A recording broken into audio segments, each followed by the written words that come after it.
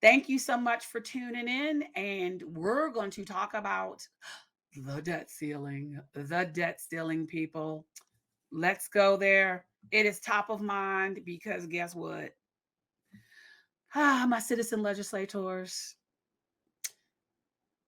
the U.S. hit the debt ceiling set by Congress on Thursday, January 19th, forcing the Treasury Department to start taking extraordinary measures to keep the government paying its bills and escalating pressure on Capitol Hill to avoid a catastrophic default. According to Politico, Secretary of the Treasury Janet Yellen suggested such measures may last until early June. Other forecasters say it could be as late as September. Ben White with Politico on yesterday in an article entitled, quote unquote, "Don't freak out over the debt limit, yet," laid out the politics surrounding the debt ceiling debate. Now, this is the White House's view on this, my citizen legislators. According to Ben White, I mean, the White House is basically like Republicans are on a very poor political ground. Unlike what happened in 2010 when Barack Obama was president, they didn't score a big mandate for spending cuts in the 2022 midterms. They didn't. They didn't. Now, remember when everybody thought it was going to be a red wave and it became a red trickle? There's a 9-seat majority in the House, razor thin 9-seat majority. Republicans have raised the debt limit repeatedly under former President Donald Trump without spending cuts. Without spending cuts, my citizen legislators. And they were expected to romp in the 2022 midterms, but they barely snared the House. Democrats, meanwhile, they're going to hammer the Republicans for the next several months about holding the economy hostage over giving the Treasury the ability to pay for spending commitments Congress has already made. Let me repeat that. Spending commitments Congress has already made. The White House team figures there will be a path to a relatively clean hike, featuring Democrats and more moderate Republicans from districts that President Biden carried. Which gets us to this, and this is what Ben White is saying why you should worry a bit. My citizen legislators, this is why y'all should be worried. His main reason is that in order to get the gavel, House Speaker Kevin McCarthy agreed that he would not push through any debt limit hike without significant spending cuts. Now, they're talking about mandatory programs, spending programs, Social Security, disability insurance, Medicare, Medicaid. Okay. And his speakership hangs on just one Republican deciding to force a vote to push him out. Remember what I talked about in the previous episode? One member can force a House vote on ousting the speaker. It's procedurally is called motion to vacate the chair. So Ben White goes on to say, hardline fiscal conservatives in the House Freedom Caucus, they basically have outsized power now because Speaker McCarthy gave it to them. And so they made a deal. And here's the thing. Making a deal that features mostly Democrat votes seems like it will be quite difficult. It will be quite difficult. So, look, Ben White goes on to say that, this drama will run for the next 5 months and possibly more. So, my citizen legislators, y'all need to hold tight because this is going to be a bumpy ride. It's going to be a bumpy ride. Um, it may look grim and it may look hopeless at times, but the US has never defaulted on its debts. It hasn't. It has not. And but I don't know. But you know, with the way that things are shaping now, who's to say? I mean, really, who's to say? Because I got to tell you, I mean, things have changed since 2016. So I can't. I mean, Ben White says, he doesn't think that the U.S. will default. Okay, okay, but I have to tell you, you know, as I said in the previous episode, and I'm gonna repeat it here again. And this is something that I learned. I didn't realize that, at first there wasn't a debt ceiling until 1917, and that was, you know, because of World War One to make it easier to finance World War One to, group bonds that were in different categories to ease the burden of Congress, to approve each of these bonds separately. I had no idea.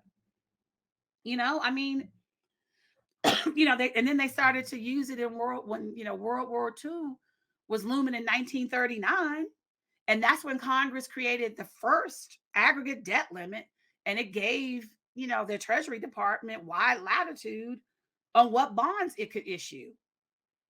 Raising the debt ceiling lets the government borrow money to cover the gap between spending and taxes already approved by Congress.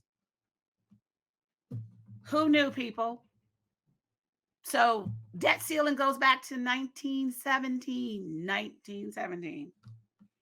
And you know what? I mean, and it was routinely, lifted without incident until 1953, when President Dwight Eisenhower wanted to increase spending on the national highway system.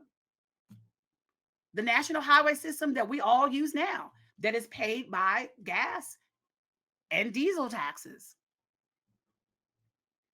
So, I mean, look, the limit has since been raised a dozen times, usually without a fight. But I got to tell you, both parties agreed to hikes under Republican President Donald Trump without any fuss, my citizen legislators, without any fuss. So, unfortunately, over the past quarter century, we've seen the debt ceiling increasingly become a partisan weapon. Now, you might ask yourselves, what were the biggest debt limit fights? What were the biggest? 1995 and 1996. This is when Bill Clinton was president. And it caused two government shutdowns. And you know what? That was when I was working on the Hill. I was a lowly legislative aide. And I'm going to tell you, government shutdown ain't no joke. I'm going to tell you this. I worked for Senator Frank Murkowski, Republican from Alaska. When the government shut down, everything in the Senate shut down. Cafeterias, everything. We were eating out of vending machines, my citizen legislators. That's what we were doing. And when I finally got my paycheck, it was $100.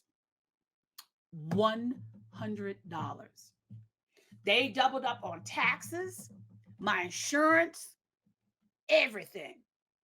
Now, when there was a government shutdown, when Trump was in office, a lot of my friends got money. They were able to recoup their money, which I'm sorry, that pissed me off. That pissed me off because we did not get any money. We did not. We did not get any money. We did not. And so that set a bad precedent because back in 1995 and 1996, We did not get any back pay. We did not. So all I'm telling you, if the debt ceiling is not lifted, there potentially could be a government shutdown. So those of you that work in the federal government, not just here in Washington, D.C., but across the country, please, you need to monitor this. You need to monitor this because this is a drama that's being created by Speaker Kevin McCarthy. It is because under the House rules package, they have agreed to a separate vote after the budget resolution is passed that the House and Senate has to raise the debt limit, but they want to leverage it by instituting pay cuts, spending cuts.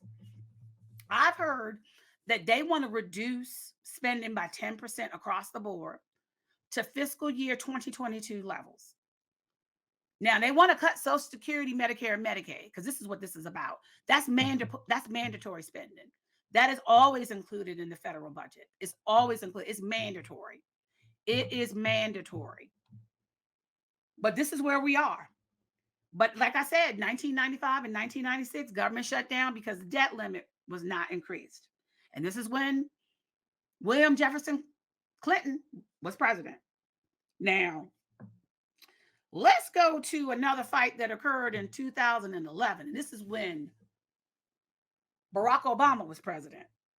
And that time around, it rattled financial markets. Now, remember what happened in 2008? We were in a recession. Remember that? And so 3 years later, debt limit wasn't increased. And so, look, I don't know what to tell you. But essentially, this did not fare well for Republicans. It did not. It did not. And so then President Barack Obama, he agreed to more than $2 trillion in spending cuts over a decade to end the crisis. That's what he did. But then guess what? 2 years later, a second debt ceiling face-off between then President Barack Obama and Republicans occurred in 2013. 2 years later. Because guess what the Republicans were trying to do? They pushed forth an effort to undo the Affordable Care Act. It was doomed from the start, people. Then House Speaker John Boehner kept telling the conference, this is not going to work. This is not going to work. He told them in 2011, told them in 2013, this is not going to work. This is not going to work. They didn't listen to him. And look what happened. Their poll ratings went down the toilet. They didn't listen to John Boehner, who, by the way, I consider Rat Pack cool. I met him. All I'm going to tell you is this. 2013, according to Stephen Dennis's article in Bloomberg yesterday, I'm going to tell you what happened. It resulted in the cap being suspended for the first time. The debt ceiling cap was suspended. Look, all I'm going to tell you is this. As of right now, the U.S. is bumping up against the current federal debt limit of nearly, get this, and I'm sorry. Oh, Jesus, take the wheel. $31.4 trillion. Now, again, Treasury Secretary Janet Yellen said that, yesterday she sent a letter to the speaker and over to the House and said that she was, she's utilizing special accounting maneuvers that should avert a crisis until early June. So my citizen legislators, we got until early June. So let me just tell you some of the so-called extraordinary measures. They will include withholding regularly scheduled contributions to federal employee retirement fund and using that money to keep paying debts. Do y'all hear me? Let me repeat that again. And this is according to Stephen Dennis, who's a congressional reporter for Bloomberg government. In his article yesterday, the so-called extraordinary measures include withholding regularly scheduled contributions to a federal employee retirement fund and using that money to keep paying the bills, keep paying the debts. I'm sorry. Okay, then he goes on to say, once those measures are exhausted, the options get more dire, potentially leading to a partial government shutdown and delays in government payments like Social Security checks. Okay, yeah. Defaulting on the debt would, quote unquote, needlessly plunge the country into economic chaos, collapse, and catastrophic while giving our competitors like China a historic boost. Now, this is from a spokesman for President Joseph Biden. So, okay, let me repeat this. Those on Social Security, they won't be getting no paychecks. Those that are federal government employees, there are no more contributions to one of the federal employee retirement fund. I can't make this up, people. You need to be vigilant. You need to monitor this because it affects us all. It does. And the thing is, Speaker McCarthy has reached out to the White House and said, we need to start negotiating this. And the White House is like, no. I mean, then Vice President Joe Biden saw this up close and personal. He's learned a lesson from 2010, 2011, 2013. He's learned a lesson. This is a problem that should not be happening. They're creating this problem because let's be honest here, people. Let's just say I get why a lot of the Republicans in the conference want to reduce spending. I get it. And they want regular order in the House. I truly get it. But you need to understand, in order to get stuff done, sometimes you have to expedite, which means regular order does go out of the window and that you don't have ample enough time to read bills, to digest them, blah, blah, blah. Okay. You may not get what you ultimately want. You may not get it. And all I'm going to tell you is this. We need to make sure that our government does not default. Think about this. If y'all go back on Twitter and look at Dave Jolly, he is a former member of the House. He's a Republican. He used to represent a district in Florida. Go back and look at his tweet because I'm paraphrasing it, but he essentially said, I would say probably over 25% of the debt, or maybe more, actually came from the tax cuts that were passed by Republican controlled House and Senate and White House. Y'all remember when that was? When former President Donald Trump was in office. 2017 tax cut. Just remember that. Go back and look at Dave Jolly's tweet. Start listening and watching economists. Read The Economist. Read Financial Times. Keep close tabs on this. Because again, the White House is not going to negotiate on this. They're not. Because I'm telling you, President Biden learned his lesson from when he was vice president. He learned a valuable lesson. He did. Things are quite different. There was not a mandate in the 2022 midterm elections with regards to spending. There was not. Majority of Americans want Congress to work together. They want both parties to work together to get stuff done. Got a lot done in the 117th Congress. We did. Infrastructure Investment and Jobs Act, Inflation Reduction Act, the Chips and Science Act, ARPA. I don't know what to tell you. I don't know what to tell you. My citizen legislators, this is a problem that should not be a problem. If you want to reduce spending, let's work together. Let's work through the budget resolution process. Let's work together to figure this out. Do not use the full faith and credit of our country as a weapon. But it has been used before. It has. And it'll be used again in the future. But I'm telling you right now, because those Republicans that have been calling this administration out about inflation, inflation is slowly going down, but you're about to curtail it.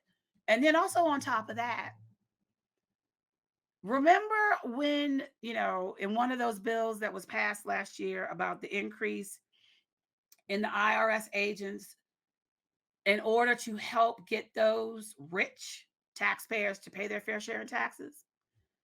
Well, the Republicans passed a bill that basically is going to strip all that money, but it's not going to go anywhere in the Senate, although some in the House have been quoted as saying that they're going to get the Senate kicking and screaming to do the right thing.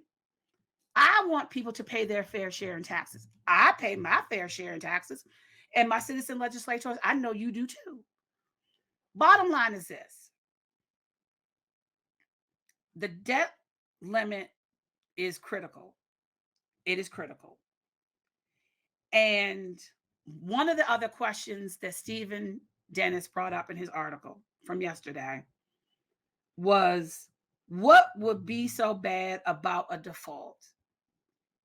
Now, this is from the article.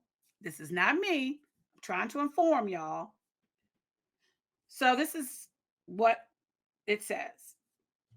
Failure to pay holders of U.S. government bonds would make them less desirable as investments, forcing the government to pay more in interest to sell them. That would have cascading effects. Financial markets, okay, this is a quote. Financial markets will lose faith in the United States. The dollar would weaken and stocks would fall. This is a quote from the Council of Economic Advisors, part of the White House, who wrote during a debt ceiling debate in 2021. Quote, the U.S. credit rating would almost certainly be downgraded, and interest rates would broadly rise from many consumer loans, making products like auto loans and mortgages more expensive for families who are subject to interest rate changes or taking out new loans. End of quote. Lord have mercy on us. All right. I want to go into who wants to raise the debt ceiling. And this is in Stephen Dennis's article. Leaders of both major political parties acknowledge that the debt limit must be raised because the gap between government spending and revenue is so large. But many Republicans who took control of the House of Representatives on January 7th want to pair a debt limit hike with spending cuts, including potentially to Social Security, Medicare, and Medicaid. Quote, I would like to sit down with all the leaders and especially the president and start having discussions, said House Speaker Kevin McCarthy, a Republican. Senator Joe Manchin, a Democrat from Virginia, he's a centrist Democrat, but that's debatable anyway, says a possible compromise could involve pairing an increase in the debt ceiling with the creation of special commissions to explore reducing overall U.S. debt and shoring up the Social Security and Medicare trust funds. Please, we've already done that before. We've done that. We've held a commission, a special commission. We've already done that before. I don't think the American public wants to hear that crap anymore. Stop kicking the can down the road. We've already had that before. End of story. No. Tell me what you think. Tell me what your thoughts are on that. I call BS on that. I call BS. But here's the thing. The Biden administration has said raising the debt ceiling is non-negotiable and shouldn't be conditioned on any other action. Republicans blame high inflation on spending during Biden's first 2 years in office. See, this is where I'm going. This is where I'm getting to that. Now, if they had not passed the COVID relief funding, ARPA, states, cities, counties, and towns would be decimated. They would have been decimated. We would not have had any mechanism on providing vaccines or testing for COVID-19 or providing a way for schools to bring back kids. We would not have been able to do that without the ARPA dollars. We would not. But I digress. Infrastructure Investment and Jobs Act. That was the reauthorization of the highway bill, but they also put in other infrastructure funding in that law. Okay, how many times did y'all hear about Infrastructure Week or Infrastructure Month and y'all laughed? Joe Biden got it done. He got it done. But let me go a little bit further. So we did, okay, remember Build Back Better? And remember Joe Manchin, Senator Joe Manchin and Senator Kristen Sinema were like, no, you can't do Build Back Better. And then lo and behold, what happened last summer? Senator Joe Manchin made the decision to work with the White House and got it done. It's called the Inflation Reduction Act, and it is helping reduce inflation. It may take a little bit of time, people, but it is slowly reducing inflation. Can we talk about corporate greed? I'm just saying. So they can talk about that. Republicans can talk about the fact that the spending in the Biden's first 2 years in office is a blame to high inflation. So let's talk about Chips and Science Act, semiconductors. Come on, people. That is going to create jobs here domestically. I'm sorry. And then you know what really annoys me? These so-called Republicans who keep saying that all this spending has created high inflation, they go back to their districts and states and tout these laws. Hypocrisy. I call it hypocrisy. All right. Here's another question in the article that may be of interest to you. Does there have to be a debt ceiling, Kevin McCarthy? Some budget experts and commentators want to abolish the debt ceiling, arguing that the periodic congressional battles over its increases, over it increases economic uncertainty. You know, because we need certainty, people. We do. Supporters of the limit say using it to bargain for spending cuts serves the public interest at a time of historically high debt levels. The Obama administration considered but rejected untested ways to circumvent the debt limit, including minting platinum coins and placing them in the Federal Reserve or declaring the debt limit a violation of the 14th Amendment prohibition on questioning federal debt. Okay. All I got to tell you, I'm just giving you some perspective from Stephen Dennis, who's a reporter with Bloomberg Government, and Eric Weisen also contributed to this article as well. I'm just saying. So let's talk about who could be key players in averting a default. Republican Patrick McHenry, he's the new chairman of the House Financial Services Committee. Y'all know about there's a U.S. debt clock. Now it displays an up to the second ticker on the national debt and many other fast-moving statistics. So y'all should take a look at that. The Congressional Research Service actually examines the debt ceiling since 2011. So y'all can go back, go on congress.gov and go and see the CRS reports and take a look at those reports. And then also, and I actually follow them, and I'm on their email list. The Committee for a Responsible Federal Budget aggregates news, documents, and other resources on the debt ceiling. Y'all should really check them out because they give a really good nonpartisan perspective on the debt. And then there's the Bipartisan Policy Center. They provide analysis on the debt limit and the extraordinary measures that are going to be utilized by Secretary Janet Yellen. So, on that note, my citizen legislators, the debt ceiling, quick take. I hope that this has been informative because I really wanted to talk about that because this is something that has to be done.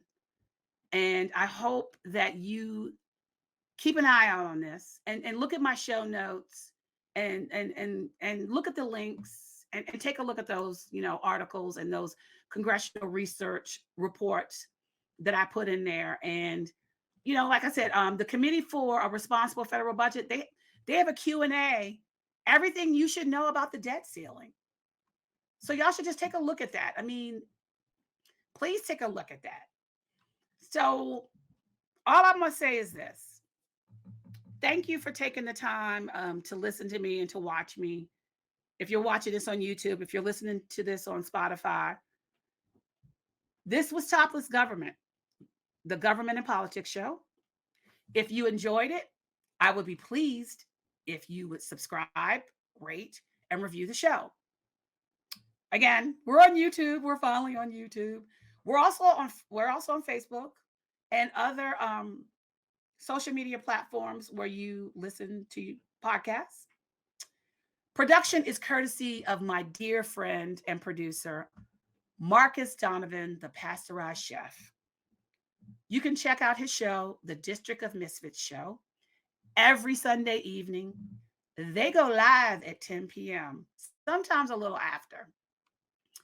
This show is a District Dogface Studios production. My citizen legislators, thank you for the opportunity to share my knowledge and love of politics. I look forward to geeking out with you again.